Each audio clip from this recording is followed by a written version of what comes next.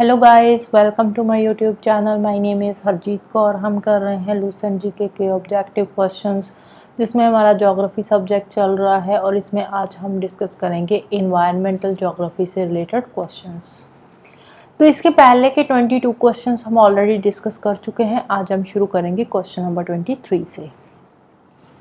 तो आज का क्वेश्चन नंबर 1 है, the national river conservation directorate functions under which union ministry. तो कौन सी मिनिस्ट्री के अंडर ये काम करती है? ये काम करती है इन्वायरमेंट एंड फॉरेस्ट मिनिस्ट्री। तो आंसर आ जाएगा option B. Next, among the following environmental pollutants which one leads to the occurrence of acid rain। तो ये वाला जो एसिड रेन वाला क्वेश्चन है, तो ये हमने लास्ट वीडियो में भी डिस्कस करा था, मैच द फॉलोइंग में। तो एसिड रेन कौन से इन्वायरमेंटल पोल्यूटेंट की वजह से होती है? ये होती है सल्फर डाइऑक्साइड की वजह से। तो आंसर है option D. Next, assertion after carbon nitrogen is the most abundant element in the biosphere।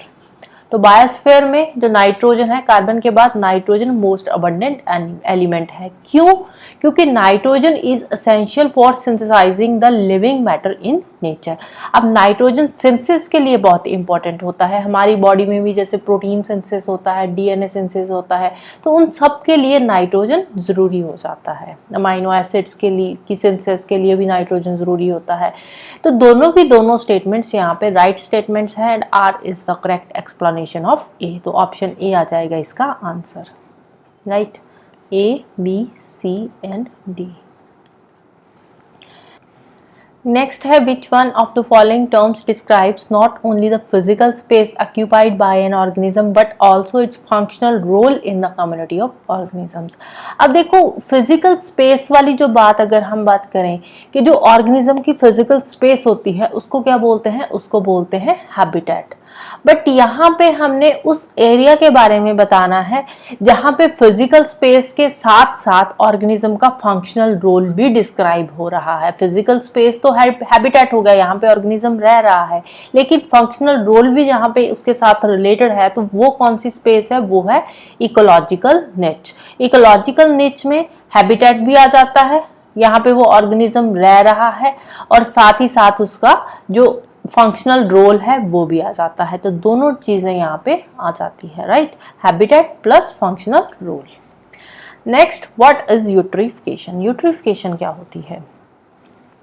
अब देखो, अगर आपको यूट्रिफिकेशन के बारे में डिटेल में जानना है, डिटेल में यूट्रिफिकेशन क्या होती है, कैसे ये किसी रिवर के इकोसिस्टम को अफेक्ट करती है, तो उसके लिए आप मेरी इन्वायरमेंट की एक प्लेलिस्ट मैंने बना रखी है, तो वहाँ पे जाकर आप देख सकते हो। इसके अलावा मैं इस वीडियो का जो यूट्रिफिकेशन वाली वीडियो है उसका लिंक आपको मैं नीचे कमेंट बॉक्स में दे दूंगी। जो फर्स्ट कमेंट होएगा पिन किया हुआ है वो यूट्रिफिकेशन का ही होएगा। राइट, यूट्रिफिकेशन क्या होती है? It is the excessive growth of algae in nutrient rich water leading to reduced oxygen level and the death of many organisms. Right, अब यूट्रिफिकेशन के बारे में अगर आपने डिटेल में जानना है तो नीचे जो कमेंट पिन किया हुआ है तो वहां पे आप लिंक पे जाकर देख सकते हो eutrophication. Next, the Minamata incident, an example of environmental degradation, is due to which one of the following। Minamata disease का नाम है। मीनामाटा डिजीज क्या कैसे होती है? ये वाटर पोल्यूशन की वजह से होती है मीनामाटा डिजीज। क्यों होती है मीनामाटा डिजीज? जब पानी में मर्क्यूरी का लेवल एक हद से बढ़ जाता है तो उसकी वजह से होती है मीनामाटा डिजीज। अब ये जो मीनामाटा इंसिडेंट है ये कहाँ पे हुआ था? ये जापान में हुआ था। जापान में पानी में मर्क्यूरी का लेवल एकदम से, इनऑर्गेनिक मर्क्यूरी का लेवल एकदम से बढ़ गया था, जिसकी वजह से बहुत सारी फिशेस वहां पे मर गई थी, जिसको बोलते हैं मीनामाटा इंसिडेंट। ये होता किससे है? वाटर पोल्यूशन की वजह से होता है। Next, which one of the following is not required for the formation of photochemical smoke. Photochemical smoke के लिए कार्बन मोनोऑक्साइड की जरूरत नहीं होती।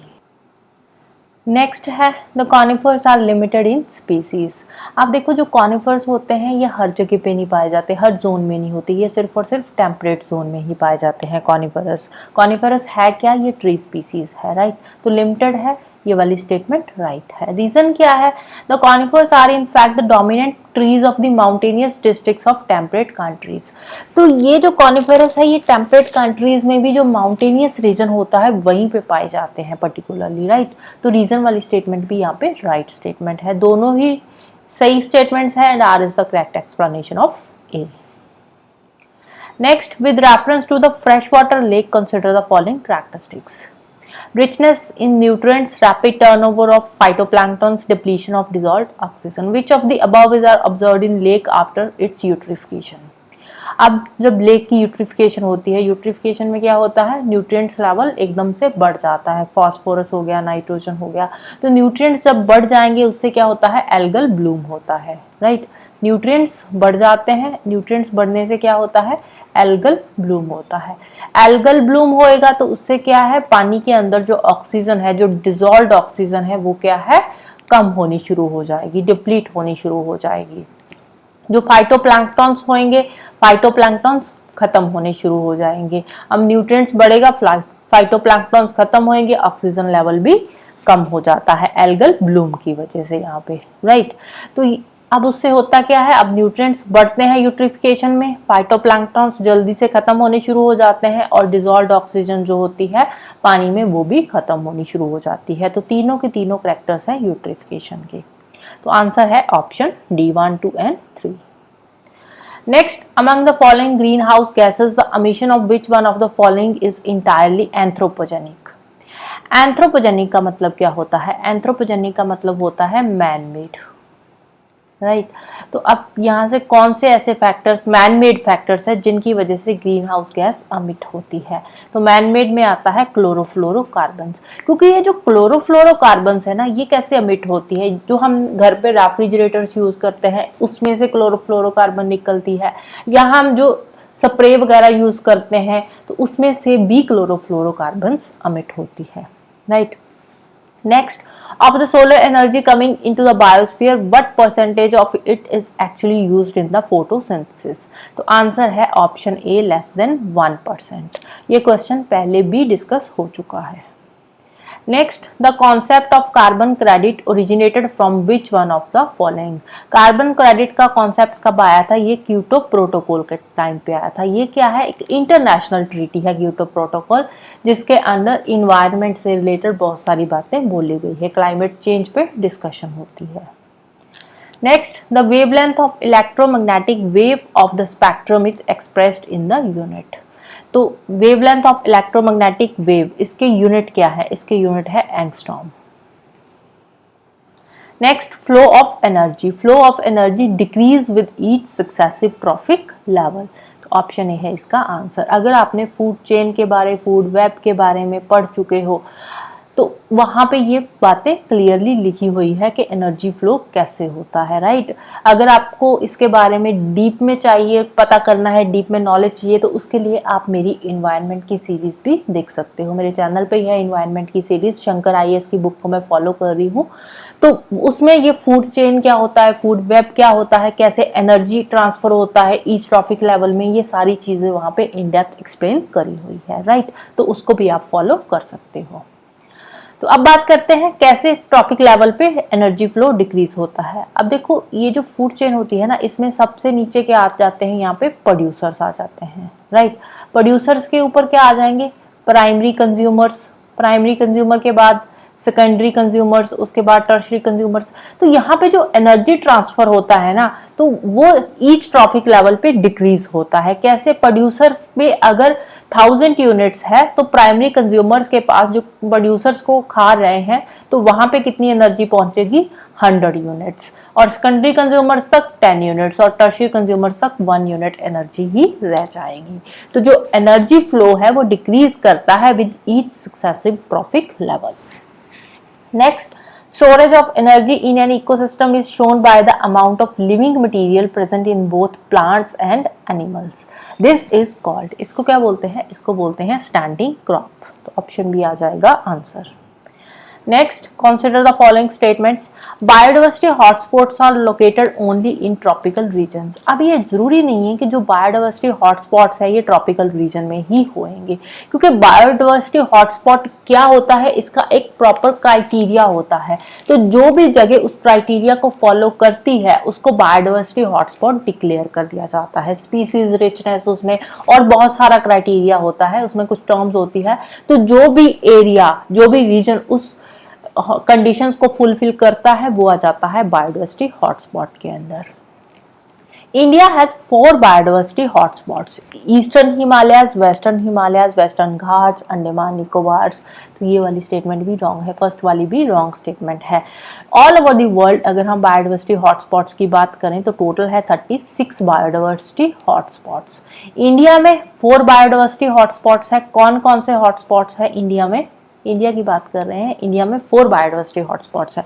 कौन से हैं? एक तो हिमालयास हो गया, राइट, दूसरा वेस्टर्न घाट हो गया,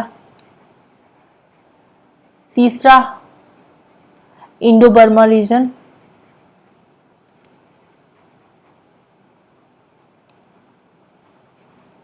और चौथा आ जाता है सुंडा लैंड, राइट। तो ये 4 है इंडिया में total biodiversity hotspot. All over the world total 36 biodiversity hotspots है, राइट। तो आंसर आ जाएगा नीदर 1 नॉर 2।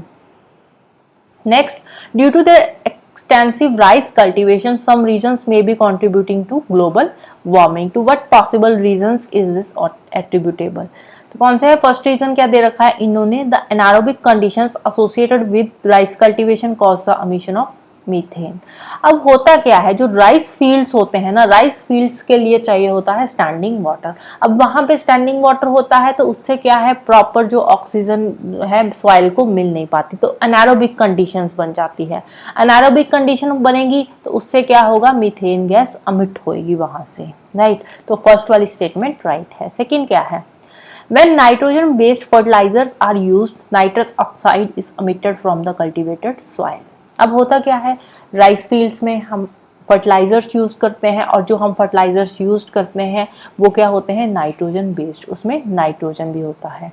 तो उसकी वजह से क्या है, जो कल्टीवेटेड सॉइल होती है उसमें से नाइट्रस ऑक्साइड अमिट होता है, जिससे इन्वायरमेंटल पोल्यूशन होता है, राइट। तो सेकेंड वाली स्टेटमेंट भी राइट स्टेटमेंट है। तो आंसर आ जाएगा बोथ 1 and 2।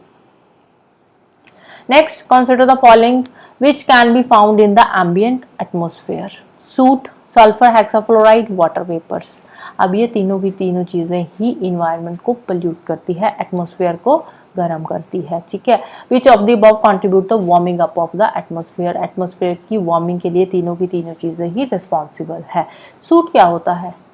सूट होता है एक ब्लैक सा पाउडर होता है जो फ्यूल की इनकम्प्लीट कंबस्टन से बनता है, राइट। तो उसकी वजह से भी जो एटमॉस्फेयर है वो वार्म अप होता है। तो आंसर आ जाएगा option D 1, 2 and 3, right. Next, in the context of CO2 emission and global warming, what is the name of the market driven device under the UNFCCC that allows developing countries to get funds incentives from the developed countries to adopt better technologies that reduce greenhouse gas emission? CO2 को context में यहाँ पे बात हो रही है global warming को रोकने के लिए, CO2 की एमिशन को कम करने के लिए। अब जो डेवलप्ड कंट्रीज है वो डेवलपिंग कंट्रीज को कुछ फंड्स दे रही है, कुछ पैसा दे रही है, सो दैट की जो डेवलपिंग कंट्रीज है वो एक ऐसी मार्केट ड्रिवन डिवाइस यूज करे, एक ऐसा मैकेनिज्म यूज करे जिससे कि ग्रीन हाउस गैस के एमिशन को कम किया जा सके। तो वो कौन सा डिवाइस है, कौन सा मैकेनिज्म है, जिसका नाम है ग्रीन डेवलपमेंट मैकेनिज्म, राइट। तो ऑप्शन सी आ जाएगा इसका answer. Next, which of the following statements about radioactive pollution are correct?